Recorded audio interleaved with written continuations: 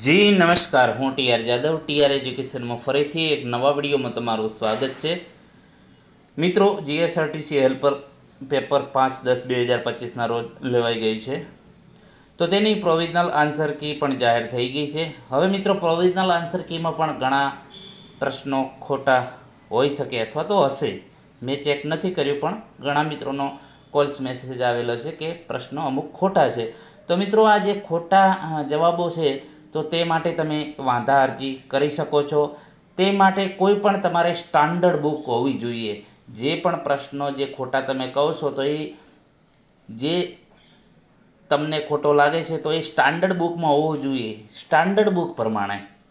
નહીં કે કોઈ પ્રકાશન કે કોઈ ગૂગલમાં તમે સર્ચ કરશો અથવા તો કોઈ ઓનલાઈન વેબસાઇટ, એવું નહીં માન્ય ગણાય. પરંતુ સ્ટાન્ડર્ડ બુક જે નિમી છે, નિમી જે છે તો સ્ટાન્ડર્ડ, તો નિમીમાં તમારે જોઈ લેવાનું જે પ્રશ્ન ખોટો છે તો એમાં કઈ ટાઈપનો છે, સાચો છે કે ખોટો. તો એ નિમી અથવા તો બીજું કોઈ સ્ટાન્ડર્ડ જે બુક છે, તો એ સ્ટાન્ડર્ડ જે બુક પ્રમાણે તમારો પ્રશ્ન સાચો છે કે ખોટો તમારે નક્કી કરી અને પછી તમારે વાંધા અરજી તમારે કરવાની છે. હવે વાંધા અરજી કઈ રીતે કરવી, તો તેનું વિશે આ વિડીયોમાં આપણે ચર્ચા કરીશું. તો અહીં તમે જોઈ શકો છો, ગુજરાત રાજ્ય માર્ગ વાહન વ્યવહાર નિગમ. તો પ્રોવિઝનલ આન્સર કી પ્રસિદ્ધ કરવા તથા OMR સીટ ડાઉનલોડ કરવા બાબત, તો નિગમની જાહેરાત ક્રમાંક GSRTC 2024-25-47 હેલ્પર કક્ષાની તારીખ જે 5/10/2025ના રોજ લેવામાં આવેલ OMR આધારિત હેતુલક્ષી લેખિત પરીક્ષાની પ્રોવિઝનલ આન્સર કી અને વાંધા અંગેની નિયત નમૂનો નિગમની જે વેબસાઇટ આપેલી છે, નિગમની જે વેબસાઇટ છે GSRTC.in પર 7/10/2025ના રોજ પ્રસિદ્ધ કરવામાં આવેલ છે.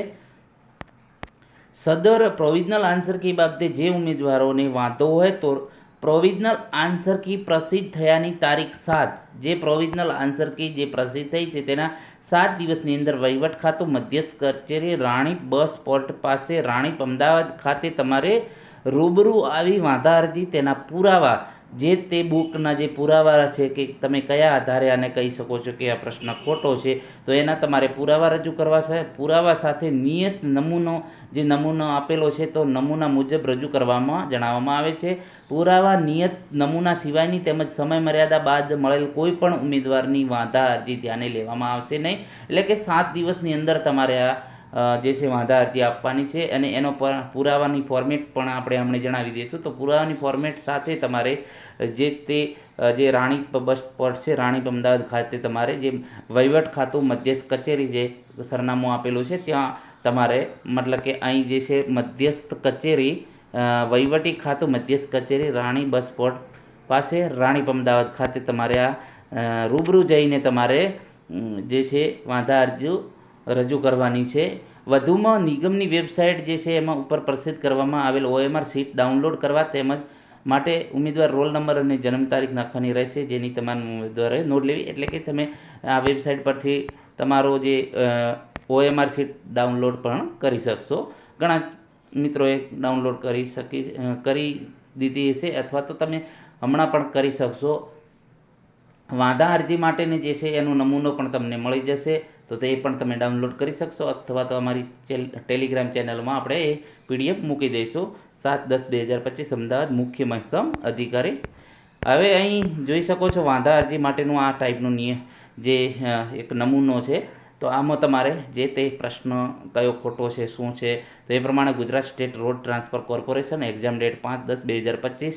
તો અહીં કેન્ડિડેટ સીટ છે, સિરિયલ નંબર છે, post name helper, question paper set ABCD જે હોય તે તમારે જે લાગુ પડતું હોય.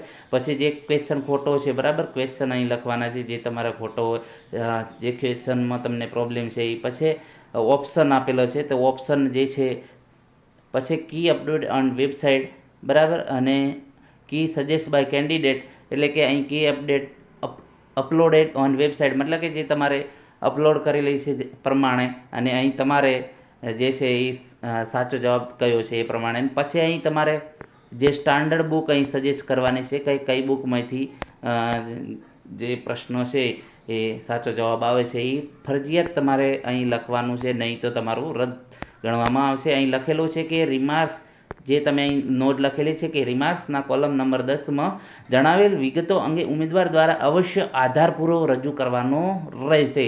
એટલે તમારે આધાર પુરાવો સ્ટાન્ડર્ડ બુક પ્રમાણે જે છે નિમી છે અથવા તો અન્ય કોઈ સ્ટાન્ડર્ડ બુક છે તો એ સ્ટાન્ડર્ડ બુકના હિસાબે તમારે જે છે તમારે પુરાવા રજૂ કરવાના રહેશે. તો આ ટાઈપનું છે તમારે મિત્રો. તો તમે વાંધા અરજી કરી શકશો. તમારો પ્રશ્ન કોઈ ખોટો હોય જે આન્સર કી પ્રમાણે પ્રોવિઝનલ આન્સર કી પ્રમાણે તો તમે સુધારો કરાવી શકો છો. તો એ પ્રમાણે નિયત સમયમાં તમારે અરજી કરવાની રહેશે 7 દિવસની અંદર. મિત્રો જો વિડીયો પસંદ આવે તો લાઇક શેર અને મિત્રો ચેનલને સબસ્ક્રાઈબ કરવાનું ન ભૂલતા. Thank you for watching this video.